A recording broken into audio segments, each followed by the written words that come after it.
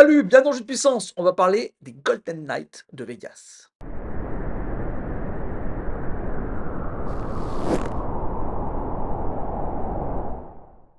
Les Golden Knights de Vegas qui avaient gagné la Coupe Stanley en 2022-2023, on attendait énormément d'eux. Ils ont fait un bon début de championnat et ensuite ça a été un peu plus difficile à tel point qu'ils se sont qualifiés en wild card. Et oui, ils sont arrivés de quatrième de la Pacifique et ils se sont fait, éliminer, lors du premier tour des playoffs. Donc c'est un peu plus compliqué pour les Golden Knights de Vegas. On va voir, si, il y a eu des changements, dans cette équipe pour voir si ils, vont, peut-être repartir de l'avant.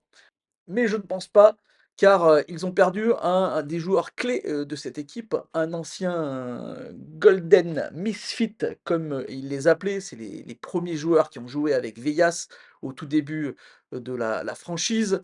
On pense bien sûr à Jonathan Marchessault qui avait gagné le trophée du MVP lors de ces playoffs où ils avaient gagné la coupe Stanley. Jonathan Marchessault, qui a préféré partir, mais ils ont aussi perdu, Chandler, Stevenson, Michael Amadio, donc beaucoup, beaucoup de départs et en échange, qu'est-ce qu'ils ont reçu? Ben, je ne trouve pas que, les départs, sont compensés, par les arrivées. Victor Olofsson, un joueur, suédois, qui jouait au Sabres de Buffalo et qui était plutôt bon sur certaines années, mais c'est un joueur qui, est en perte de vitesse. Alexander Holtz des Devils du Jersey qui, même s'il est jeune, a un peu les mêmes caractéristiques que Victor Olofsson, un joueur qui, n'a pas beaucoup, d'envie, comme je dirais, pas beaucoup de niaque de caractère et Zach Aston Reese pour la profondeur, de cette équipe. Voilà, dans tous les cas, je pense qu'il y a quand même une grosse, grosse perte du côté de Jonathan Marchessault. Ça va être très, très difficile en attaque.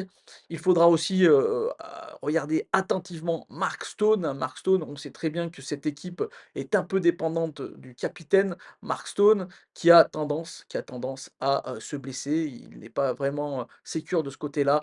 Beaucoup, beaucoup de blessures pour Mark Stone et on sait que quand Mark Stone n'est pas là, c'est déjà tout de suite plus compliqué pour les Golden Knights de Vegas.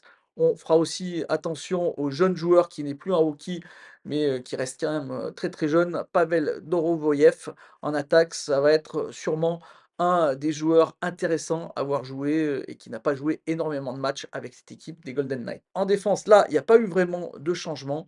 On reste sur une défense qu'on connaît, une défense avec des très très bons défenseurs, même si ça commence à devenir des vétérans, des défenseurs un peu vieux. On pense, à Alex Pietrangelo qui a bientôt 35 ans. Alex Pietrangelo qui n'est plus, ce joueur à double sens que l'on connaît, mais qui reste quand même un super défenseur. Ils sont allés récupérer la saison dernière du côté des Flames de Calgary, Noah Hanifin. Ça, c'est vraiment une belle, belle pioche. Shea Theodore, il faudra vraiment réfléchir à ce qu'ils voudront faire de lui parce que Shea Theodore, un des derniers misfits justement, a bientôt fini son contrat. Est-ce qu'il partira la saison prochaine ou il restera? Ça, c'est une question que la direction des Golden Knights va devoir se poser.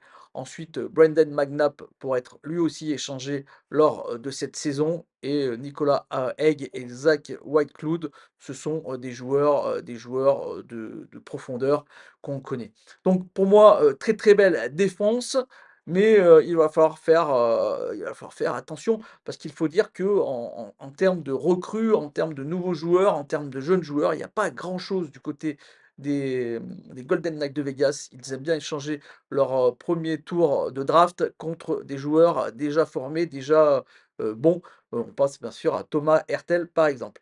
Et au niveau des gardiens, là aussi, beaucoup de départs, hein, des 4 gardiens qui ont leur nom sur la coupe Stanley lors de la victoire il y a 2 ans de ça, il n'en reste plus qu'1, Adin Hill. Adin Hill qui a fait une saison plutôt bonne moyenne on va dire, mais ce n'est pas le gardien superstar qu'on attendait après, des excellents playoffs et donc cette victoire en coupe Stanley. Il ne reste donc plus que Adin Hill et ils ont récupéré 2 gardiens. Il y a Samsonov qui, cherchera sûrement à récupérer cette place de numéro 1 et ils ont aussi récupéré, du côté des Devils du New Jersey, Akira Schmidt, lui aussi un gardien en devenir dont on attend énormément. Donc 3 gardiens pour 2 places.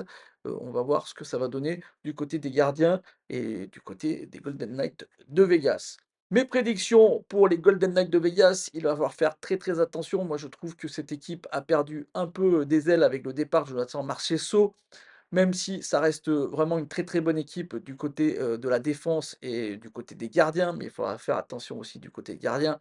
Est-ce que Adin Hill va réussir à faire un bon duo avec Ilya Samsonov? On sait qu'aussi que Samsonov a eu quelques difficultés du côté des Maple Leafs de Toronto. Ça laisse un peu sceptique pour, cette équipe des Golden Knights. Après, ils sont dans cette division Pacifique qui n'est pas exceptionnelle avec les Sharks, qui ne sont pas très bons, avec le Kraken de Seattle qui, se cherche aussi, avec les Kings de Los Angeles qui ont un peu perdu. Les Ducks d'Anaheim, bah, c'est pas terrible non plus, donc il y a quand même de la place, il y a de la place pour se qualifier. Mais attention, attention, je trouve que, cette équipe, comme je vous l'ai dit, est en déclin. Est-ce que, dans les prochaines saisons, ça va être la même? Je n'en suis pas, convaincu. Je pense que c'est un cycle qui se tourne du côté, des Golden Knights de Vegas. Voilà, j'espère que cette vidéo vous a plu. Si c'est le cas, n'hésitez pas à me faire un petit like, un petit commentaire ou la partager. Et moi, je vous dis, à demain. On parlera des Capitals de Washington.